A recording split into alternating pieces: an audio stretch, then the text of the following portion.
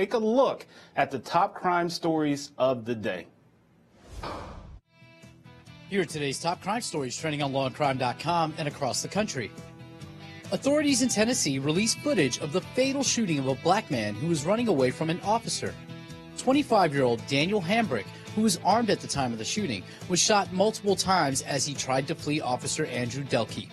It is unclear if Delkey provided first aid to Hambrick following the shooting. Prosecutors are still considering charges against Delkey pending an investigation. Disgraced Hollywood producer Harvey Weinstein might face new sexual assault criminal charges in Los Angeles after prosecutors received new allegations. Weinstein has been accused by 80 women, including A-list actresses, of sexual misconduct. Prosecutors in Los Angeles currently have 5 open cases against Weinstein. The allegations against Weinstein helped launch the #MeToo movement on social media, encouraging victims to tell their stories of sexual harassment and abuse.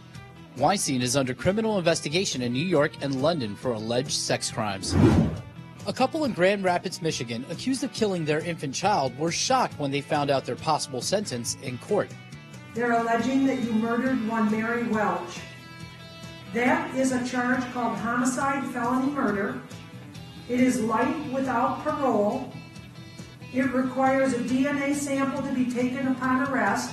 Seth Welch and Tatiana Fusari are charged with felony murder and first-degree child abuse in connection with the death of their daughter, Mary Welch. The medical examiner determined Mary died of malnourishment and dehydration. The judge ordered the couple to stay away from their other children. Those were today's top crime stories. I'm Anthony Velez for Law and Crime. Hey, thank you so much for that, Anthony. With me here via Skype, all the way from Hotlanta, Georgia, Latonia Hines joining me. Latonia, what do you take of that story there? We just saw those 2 parents who are accused of killing their infant child. They were found guilty, and the look on that dad's face was just like, oh, I can't believe it. What did they think? You can see them there on the screen, and look at that little precious baby. What did they think was going to happen? I mean, this baby was malnourished, dehydrated. Why is this guy even looking surprised? That's sickening to me that he even has that look on his face. Because it's obvious that they're not like normal people. They're not legally sane, but they obviously are not very good people, and their thought process is very skewed because that child was in such a horrible condition. So it's shocking to see them act like that. It's disgusting, as a matter of fact. But it goes along with the same line of thinking that God is here and the reason why that poor child's not alive. Right, and you know what always upsets me, especially dealing with little kids, especially when I was a police officer, you know, if I saw an adult that was hurt or that was hurt by their own demise or a fight, something they caused, I really didn't take too much into it. But anytime there was a child that was neglected like that, it always touched your heart, whether you're a police officer or not. Again, you can see that precious baby there on the screen. But my question, Latonia, is someone, whether it was a family member, a friend, someone knew that this was going on with this baby, and I think they should be held responsible too if that's the case. What say you? Well, it also matters on what the law says. I know what morally I would say, yes, of course they should be held responsible if you knew that this poor child was going through this. But did they have a legal responsibility to tell someone and do something? And that's a totally different situation. Yeah, and I guess that depends on, you know, what state you're in. A lot of states are different. Some states require you to report something if you see something like that, and other states don't. It's unfortunate, especially, again, when you're talking about a little child.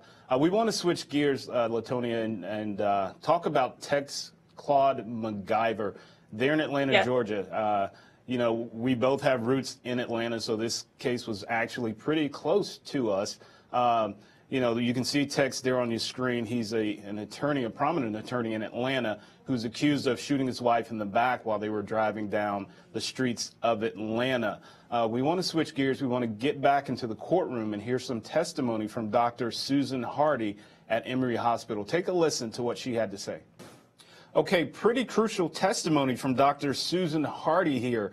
Still with me, Latonia Hines. Latonia, it sounds like to me the word we used to use in the police world was dying declaration. It sounds like at first she said, oh, I had the gun behind my back. Then she said, oh, he had it, but it was behind my back, but it was an accident. And of course, we know Diane later died. So to me, it sounds like a dying declaration in this case. What do you say to that? Well, it's very early, and so here's what happened. For the defense, that's great because it goes with their theory that this accidentally happened. But at the same time, for the prosecution, when you're looking at the case, she's confused. She has no idea what's happened. She has no idea what truly happened. She knows that she's been shot, and she's not sure how it all came about. I would suppose that when she's saying it's an accident, it maybe even be more of a question. Was it an accident? It was an accident. I think we'll have more testimony that'll become a little bit clearer for how the prosecution will be able to spin this "it was an accident" words that were spoken by Diane. Yeah, but to that, can't you just as well argue that, hey, she was just shot, and, I've never been shot. I've seen what bullets can do to people. Could she have just been in such a state of shock that she was just confused with saying the accident, that her husband, Tex McIver, did this, or that it was an accidental shooting? So I think for the prosecution to just key in on that, it's kind of premature on their part, because you're dealing with someone who was just shot. It's very traumatic. There's a lot going on. She's in the hospital. They're, I'm sure, putting IVs and things of that nature in her. So there's a lot that can be said in that statement. We're actually going to go to a quick break here on the Law and Crime Network and have more of the Tex Claud McIver case out of Atlanta, Georgia. Stay tuned. Don't go away. Okay, that was Dr. Susan Hardy. Still with me, Latonia Hines. Latonia, two important things here. So we heard from the prosecution where, Diane said, no, I don't want Tex to come back. But the defense came right back and said, hey, she was coherent. She wasn't under any pain medication, no sedatives here. So I think the prosecution was trying to say, oh, well, she said no, so she must have known her husband shot her on purpose. But of course, the defense is saying, well, wait a minute. She said it was an accident. She wasn't under any influence of a narcotic, no pain pills. She wasn't getting ready to be put to sleep. So at this point, it's still kind of up in the air whether this was an accident or was it intentional. Again, because the victim in this case says it was an accident. Very important testimony. And as a prosecutor, the thing that I would point out is, in the beginning, she says maybe accident, but here she is. She now realizes that she may not make it out, that this is a really grim situation. And here's her opportunity to see her husband for the last time. And when given this opportunity, she says she doesn't want to see him. I think that's huge. Why would she not want to see him? If she thought it was truly an accident, maybe she wanted to see him so that he wouldn't live with the guilt of what's happened. Or maybe now she realizes it wasn't an accident. He meant to do this, and she doesn't want to see her killer. You know what? I mean, how do you argue against that? That is an excellent point, especially thinking like it as a spouse that is about to not see their spouse ever again. I can't argue that, but, it's up to the jury to find out what happened. We will have more of the Tex McIver case here on the Law and Crime Network. Right after this break, stay tuned. The testimony in the courtroom is heating up. You don't want to miss it. Hey, welcome back to Law and Crime. That was Allison Neely, one of the nurses at Emory, and she was talking about some surveillance footage that she was observing on the night Diane was brought into the hospital. And basically what she was saying was that Tex and his attorney were huddled around having a meeting of the minds, per se, but that doesn't necessarily mean that this was an intentional thing. At least in my opinion, if that had happened to me, I think I'd want an attorney there, just because I knew the police were going to come and ask me questions. Latonia, what do you think about that? So Tex is there, he's with his attorney, his wife was just shot by Tex. She says it was an accident, but does that mean that he's actually guilty of an intentional act here, or just he shot his wife? He wants his attorney there because he knows police will eventually show up. Or it could also mean that he might just be a narcissist, and the thing that he's concerned about most is about himself and not necessarily about his wife, the person that he shot, and the only reason she'd be there is because of him. He's so concerned that he calls his attorney, but yet he wasn't concerned enough when he shot his wife to call 911. I think that it all builds together to show that he doesn't have as much concern about Diane, but his concern is about himself, and it makes you more and more likely to believe that he did this intentionally. Well, listen, Latonia, this is why I'm not married, right? It's just way too much. But yeah, again, I can't blame the guy for calling his attorney, if he had just shot his wife, especially given his status in the community, given the fact that he's a very prominent attorney. It just doesn't look bad.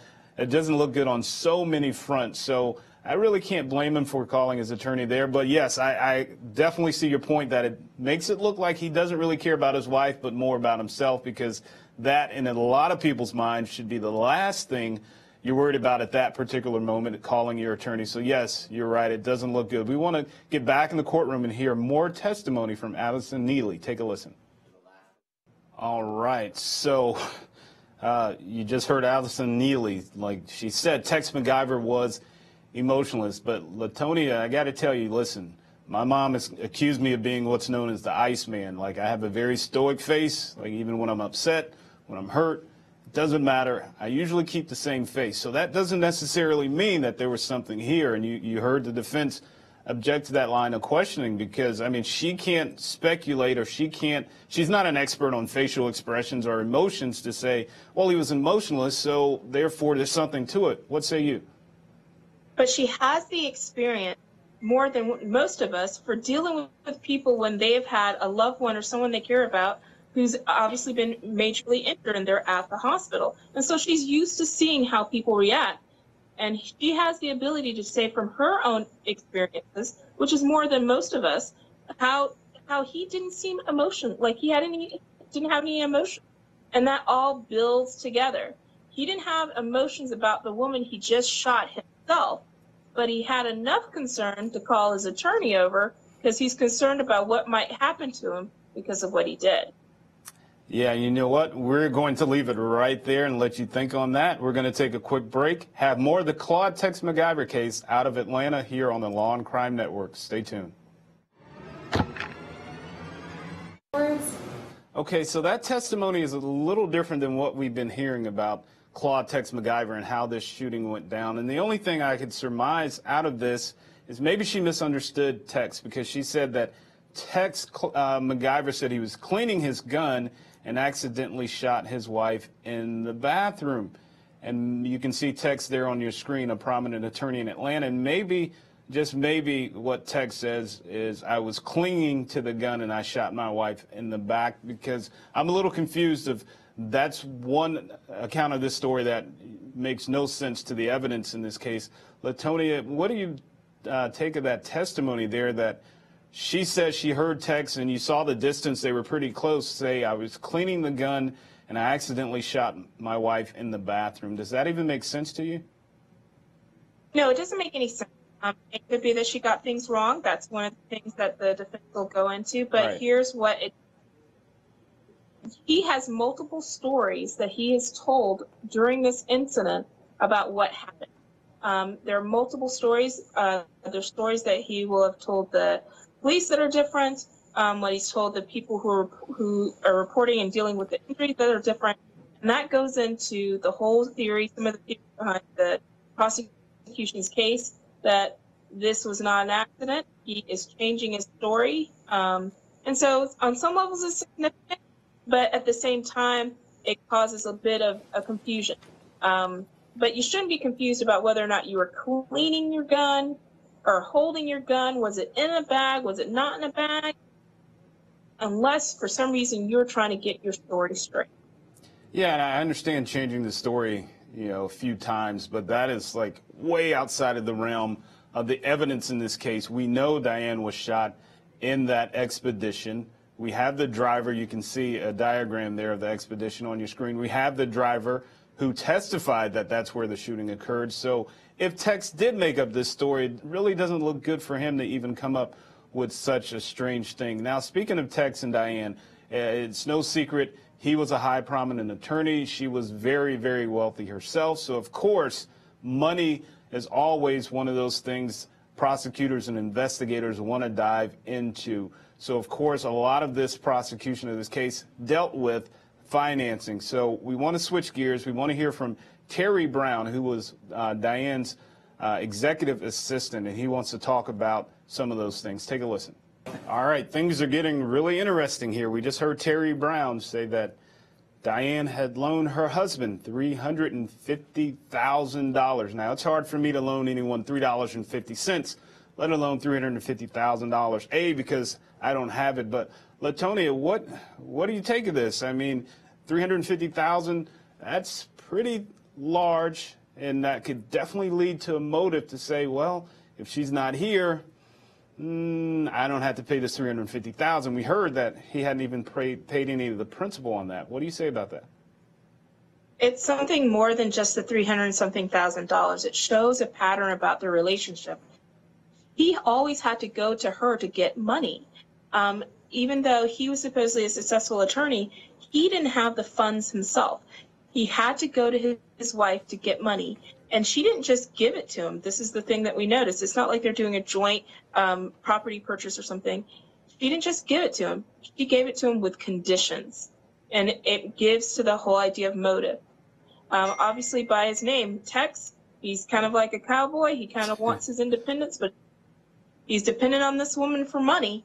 And maybe he just got tired of that. Well, you know, in his defense, maybe she just controlled the books. Listen, I was married twice, and I was not that guy that controlled the checkbook by any means because I couldn't do it. At any means, we're going to take a short break here at the Law and Crime Network. We'll have more of the Tex McIver case out of Atlanta. Stay tuned and don't go away. Hey, welcome back to the Law and Crime Network. Before we talk more about Claud Tex McIver, we want to tell you that this coming Monday is the retrial of Shayna Hubbers. She actually shot her boyfriend in the face. She actually stood trial already, but one of the jurors, you can see her there on your screen, one of the jurors was actually a convicted felon, so therefore the court said she deserved or needed a retrial in that case. You can see there the victim, her boyfriend. Again, she shot him in the face. We will not be covering that live. However, our very own Aaron Keller will be reporting daily from that courtroom in Kentucky. You don't want to miss it. Aaron will have daily reports of that case. Again, she shot her boyfriend in the face. This is her retrial because one of the jurors from the previous trial was a convicted felon. As you know, a juror cannot be a convicted felon and serve on a jury. It's a conflict of interest there. In any courtroom, not just Kentucky, but in any courtroom. So we want to switch gears and get back to the Claud Tex. I'm sorry. Before we switch gears to get back to Claud Tex McIver, we want to actually listen to Shayna Hubbers herself during her jail interview. Take a listen really quick. We did talk about whether or not you could have a fair trial. Your attorney actually said the news coverage had painted a negative image of you and had destroyed the presumption of innocence. I do believe that. And I do believe that there's been incredibly negative media coverage about me in Cincinnati and in the United States and internationally. But I mean, the media coverage is tied to what was said in court and the evidence Correct. Presented on both sides.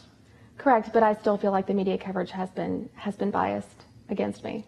And I feel like it's going to be very hard for me to receive a fair trial in this area. Do you think it's difficult for, and we've seen a lot of changes obviously in the past year or so with the Me Too movement and more recognition of women who are in potentially abusive relationships and more belief in what they've dealt with. One, now that the Me Too movement has happened since your first trial and there's more awareness for the potential jurors on your background story and what you say happened obviously that night, and what you were dealing with, do you think that could play a role in that when you're talking about potential abuse that you dealt with and how this all came together and came to a head, so to speak, that would help your case? I think that the Me Too movement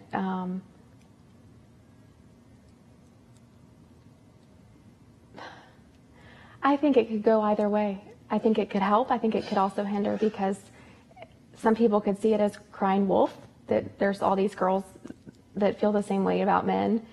And so I think that in that way, it could be negative, but then I think it could also be positive because it's raising awareness that this happens all the time, and it often happens in situations where no one would expect it to happen. Latonia, listen, I know the Me Too movement is very serious, it's very real. I'm not taking anything away from that, nor domestic violence. I've worked those cases. But I want to point something out here. You saw on your screen, it said she fantasized about shooting her boyfriend, even though she told first responders it was self-defense. She shot him 6 times, one of those in the face. And you can't really start claiming self-defense when you shoot someone 6 times, because it doesn't take that many shots. And that one to the face, you can't even say that was in defense of yourself. That is a very up close and personal type of thing to that. What do you say about that, especially the fact that they're talking Me Too movement, domestic violence? Again, I get it, but I think that was a bit too much to even prove that case. Exactly, but here's the deal. She's going with this idea, or if not theory, of like a battered woman type of defense. And yes, people do this when they are trying to get themselves out of things. And it makes it very sad for those people who truly are in this type of situation, right, who truly are victims of domestic violence, because sometimes it does get to a point where they are traumatized. And that's why you get experts who come in and testify about when you are a victim and what it could have resulted in for you for purposes of whatever crime or something you might be on trial for. But in this case, that is not the case. And it's on some levels very disrespectful, in my opinion, to be using that defense for something like this when you don't have the facts to truly back up that defense. Yeah, absolutely. I couldn't agree more. Again, I've seen my fair share of domestic violence, and it's a discredit to anyone that is truly a victim of domestic violence for someone to cry wolf like that. But again, that retrial starts this Monday. Aaron Keller will be reporting daily from the courtroom. We want to switch gears, get back to Claud Tex McIver. Again, he's the attorney in Atlanta accused of shooting his wife Diane in the back while they were driving. He says it was an accident. We've heard conflicting stories from several witnesses. We were listening prior to the break to Terry Brown, who's the executive assistant to Diane McIver, and he was talking about some money Tex borrowed from Diane. Let's hear more of his testimony right now. Okay, that was testimony from Terry Brown. Again, he's one of the executive assistants to Diane McIver. Now, his previous testimony before the break said that he knew that Tex had borrowed $350,000 from Diane, but this testimony here, he actually says that she was very private in her personal life and in her finances. So if I'm a defense attorney, Latonia, I'm going to question that. Like, well, how do you know about this $350,000? Is that speculation? Is that something you heard? Because you just told me she was very private, especially when it came to her finances. What say you? Well, also at the same time, though, he also stated that he was very close to her. And it seemed that he was closer than just a regular employee. Even after death, he wanted to try to make sure her desires were taken care of. So if you're a defense attorney, you might want to argue and say, well, then how would you know this information about this? Or maybe that this was not more of a business loan, but this is more of a personal thing, since you are her personal assistant. I don't think is as big of a deal, but it is a talking point. Yeah, it's definitely a talking point. And again, $350,000 is nothing to sneeze at. So if Diane did let Tex McIver borrow this money, whether it was written down, whether it was a personal loan, a business loan, you name it, I mean, that's a lot of money, and it does yield to a huge motive in this case if that is what the prosecution is saying. Latonia, I want to thank you for joining us. I know you have to sign off here, there in Atlanta. Enjoy the rest of your day. We always enjoy seeing you here on the Law and Crime Network. Thank you so much. And we are going to, thank you. We're actually going to go to a quick break. Again, we're covering the Claud Tex McIver case here, or in Atlanta, a prominent attorney accused of shooting his wife in the back. Stay tuned. You don't want to miss it. Things are heating up inside that courtroom.